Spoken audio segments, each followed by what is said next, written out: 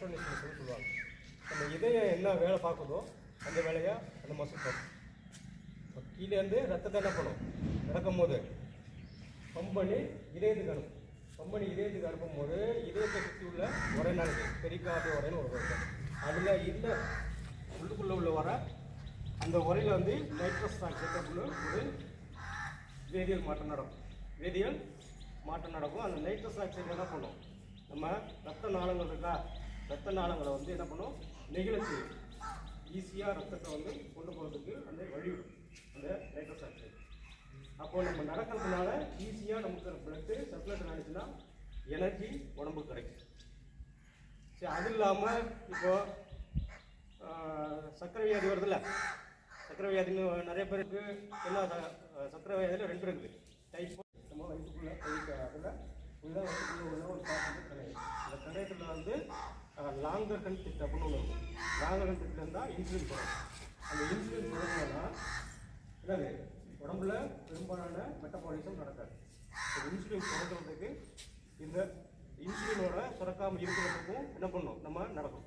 இப்போ எதுக்காக இப்போ நம்ம நடந்து போகும்போது என்ன பண்ணோம், அந்த இன்சுலின் வந்து அந்த இன்சுலின் சுரக்கல அதோட தேவை நமக்கு அதிகமாக இருக்கும். நடக்கிறதுனால அந்த இன்சுலினோட தேவை நடக்காது. நம்ம பிளட்டில் உள்ள சுகர் என்ன பண்ணும், ஆட்டோமேட்டிக்காக குறைஞ்சி அந்த இன்சுலினோட தேவை நமக்கு கம்மியாகிடும். அதனால் சுகரோட அளவு கம்மியாகிடும். புரிஞ்சுதா? இப்போ வயசானவங்கெல்லாம் என்ன பண்ணுவாங்க, முட்டி நடந்தால் முட்டி தேஞ்சு போகும் அப்படின்னு நினச்சிருக்காங்க. அப்படிலாம் கிடையாது. முட்டி எலும்பு செய்யாது. டயர் ஓட ஓட செய்கிற மாதிரி முட்டி எலும்பு தேஞ்சிடும் அப்படின்னு நினச்சிருக்காங்க. அப்படி நடக்குமா? டயர் ஓட ஓட டயர் செய்கிற மாதிரி முட்டி எலும்பு தெரிஞ்சிடுமா? நடக்க அப்படிங்கிற நம்மளுடைய உடம்புல 2 போன் இருக்குன்னா நீ அப்படி இப்படி ஜாயிண்ட் ஆகிடும் முட்டியில்.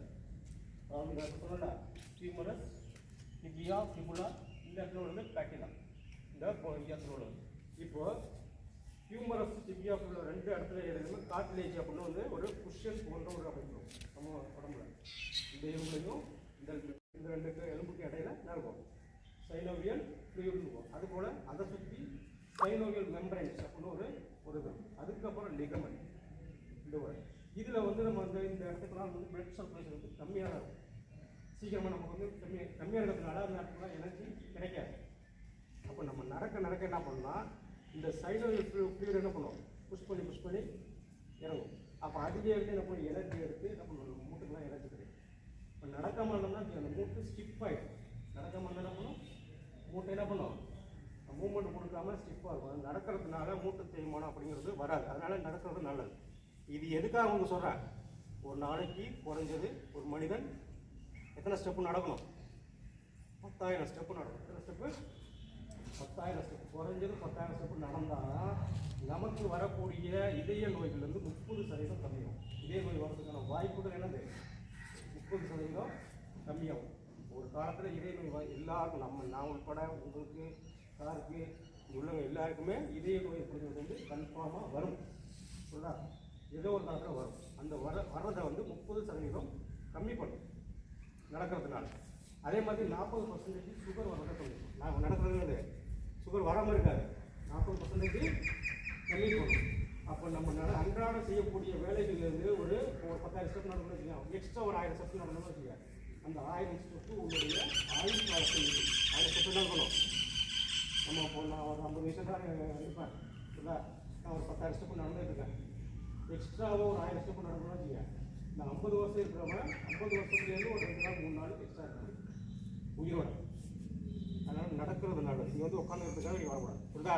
சாதாரணமாக வர்ற எக்ஸசைஸ் பண்ணுறீங்க, நடக்கிறீங்க, என்ன பண்ணுறீங்க, அந்த மாதிரி ஆக்டிவிட்டிஸ், சின்ன ஆக்டிவிட்டிஸ் பண்ணுறீங்க. ஓகேவா? பண்ணலாம்ல? நடக்கிறதுனால என்ன நன்மைகள்லாம் தெரியுதா? இனிமேல் பண்ணலாம். ஓகே அடிப்பீங்களா?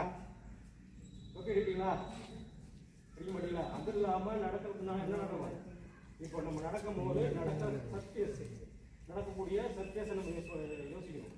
இப்போ இதே மாதிரி காங்கிரீட் இருக்குல்ல, காங்கிரீட் சர்ஃபேஸ் நடக்கும்போது என்ன பண்ணும், அதாவது நம்ம அந்த காற்று ஒன்றோட ஒன்று போகும்போது பெயின் வரும். நடக்கிறதுனால